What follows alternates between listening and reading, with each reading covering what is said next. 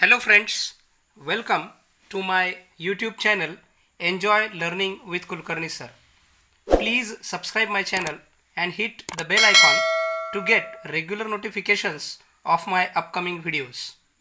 So friends, now we are going to learn first part of history of novel. We can divide this part in some key points. First, rise of novel म्हणजेच novel या साहित्य प्रकाराचा उदय. Meaning and definition of word novel. Precursors of novel. Reasons for the flourishment of the novel म्हणजेच नॉवेलच्या विकासाची कारणे. Major contributors to this literary form. Novel या साहित्य प्रकारात महत्त्वाचे योगदान देणारे लेखक. Then contribution of women novelists म्हणजेच स्त्री लेखिकांचे योगदान. And then Indian scenario means भारतीय लेखकांचे इंग्रजी नॉव्हेलमध्ये असलेले योगदान. 18व्या शतकात इंग्रजी साहित्यात दोन साहित्य प्रकार प्रामुख्याने उदयास आले. पहिला म्हणजेच पिरियडिकल एसेस आणि दुसरा म्हणजे नॉव्हेल. पिरियडिकल एसेस पब्लिश पिरियडिकली म्हणजेच दैनिक, साप्ताहिक किंवा मासिकातून प्रसिद्ध होणारे लेख जे ठराविक कालावधीत विविध भागांमध्ये प्रसिद्ध होतात. तर दुसरा साहित्य प्रकार म्हणजेच novel. Novel reflects the spirit of 18th century as sentimental, intellectual and realistic. म्हणजेच भावनिक, बौद्धिक व वास्तववादी कालखंड म्हणून 18व्या शतकाची मांडणी नॉव्हेल या साहित्य प्रकारातून आपल्याला केलेली दिसते. Novel also instruct people and help them to live more prosperous and virtuous life. नॉव्हेलने लोकांना अर्थपूर्ण व सदाचारी जीवन जगायला शिकवले. Now we are going to see meaning and definition of novel. The word novel is derived from the Italian word novella which means new. म्हणजेच novel या शब्दाचा अर्थ नवीन असा होतो. नॉव्हेलची डेफिनेशन आपण बघू. अ novel is relatively a long narrative fiction which describes intimate human experiences normally in prose form. या व्याख्येत 3 शब्द महत्त्वाचे आहेत. लॉंग नरेटिव्ह फिक्शन म्हणजेच विस्तृत काल्पनिक कथन. ह्युमन एक्सपिरियन्सेस म्हणजेच उत्कट मानवी अनुभव व प्रोज फॉर्म म्हणजेच गद्य स्वरूप. थोडक्यात गद्य स्वरूपात उत्कट मानवी अनुभवांचे केलेले विस्तृत व काल्पनिक कथन म्हणजेच नॉव्हेल होय. अ novel narrates a story decorated with more details of time, place, nature, people and their minds, their gestures and activities. मानवी मनाची अवस्था, त्यांचे हावभाव, कृती, स्वभाव, घटनेचे ठिकाण, वेळ यामध्ये रंजकता आणून कथन केलेली कथा म्हणजेच नॉव्हेल होय. द प्रिकर्सर्स ऑफ नॉव्हेल म्हणजेच नॉव्हेलच्या इतिहासात आपण डोकावणार आहोत. नॉव्हेलचा इतिहास सामान्यपणे 2000 वर्षापूर्वीचा आहे. Greek romance from 2nd to 6th century having imaginative and delightful stories about ideal love and adventures. आदर्श प्रेमाविषयी व साहसाविषयी काल्पनिक व आनंददायी ग्रीक कथा नॉव्हेलच्या इतिहासात अग्रणी ठरतात. Earlier threads of novel can be found in Virgil's eclogues, Malory's Morte d'Arthur and Geoffrey Chaucer's The Canterbury Tales. या साहित्यकृतींना नॉव्हेलचे अग्रदूत म्हणता येईल. The tale of Genji by Murasaki Shikibu is world's first novel published in 1010. Don Quixote by Miguel de Cervantes is first European novel. Cervantes एक Spanish लेखक होते व हा novel 2 भागात 1605 व 1615ला प्रसिद्ध झाला. Reasons for the flourishment of novel. 18व्या शतकात नॉव्हेल हा साहित्य प्रकार प्रसिद्ध होण्याची कारणे पुढीलप्रमाणे सांगण्यात येतील. Newspapers and magazines attracted readers from middle class. वृत्तपत्र व नियतकालिकांनी मोठ्या प्रमाणात मध्यमवर्गीय वाचकांना आकर्षित केले. सामान्य लोकांची वाचनातील रुची वाढली. Middle class people were not interested in romances and tragedies. मध्यमवर्गीय लोकांना उच्चवर्गीयांना प्रिय असलेल्या शोकांतिका व रोमान्सेसची आवड नव्हती, म्हणून ते नॉव्हेलकडे वळाले, ज्यात 18व्या शतकाच्या नवीन कल्पना होत्या. Novel was characterised by realism and denied the romantic features like enthusiasm, passion and imagination.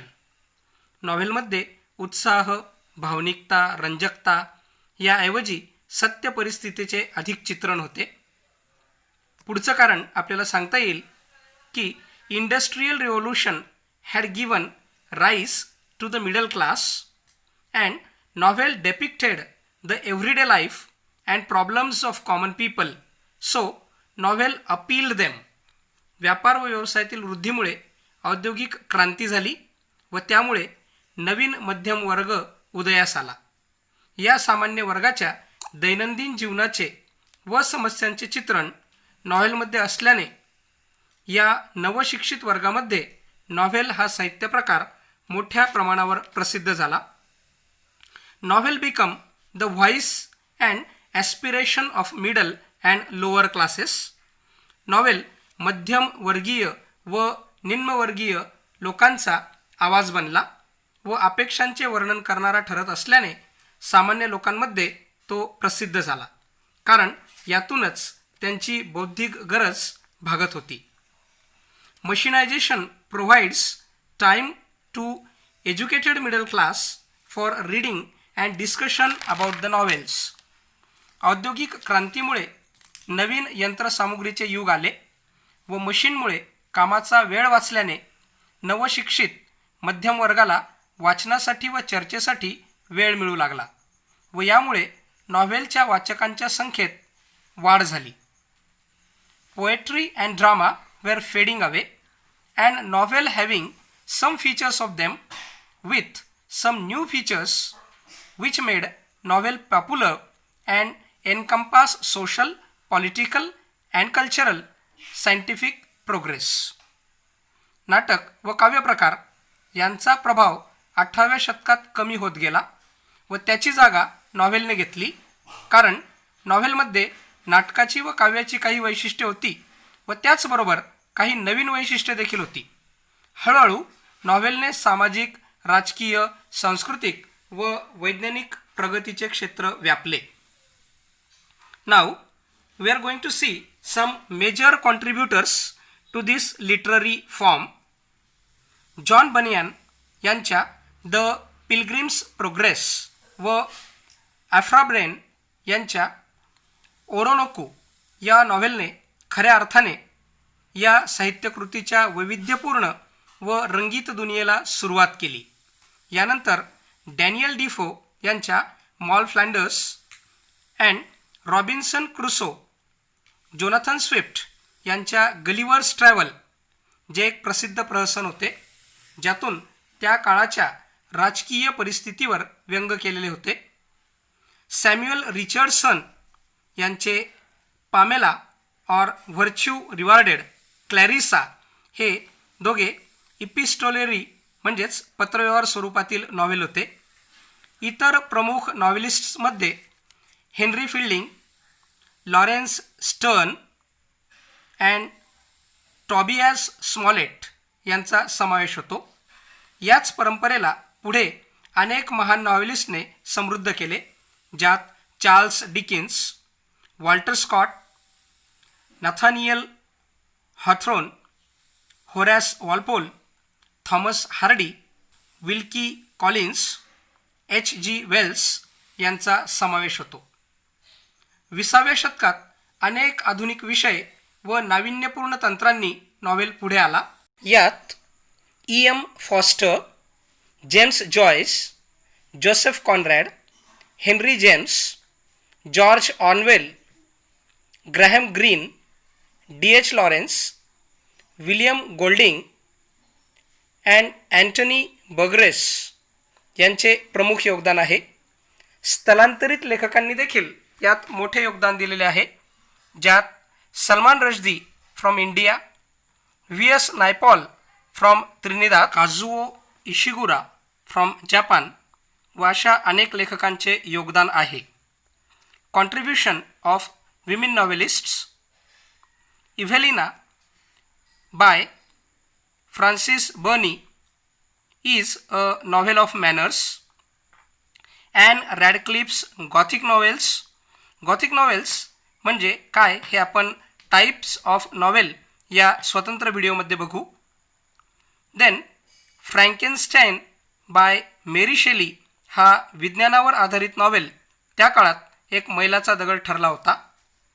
जेन ऑस्टिनने आपल्या नॉवेलमधून वाचकांचा मनाचा ताबा घेतलेला दिसतो, तर इमिली व चार्लोट या ब्रॉन्टे सिस्टर्सने आपल्या द वदरिंग हाईट्स व जेन इयर या नॉवेल्सद्वारे आपले स्वतःचे स्थान निर्माण केलेले आहे.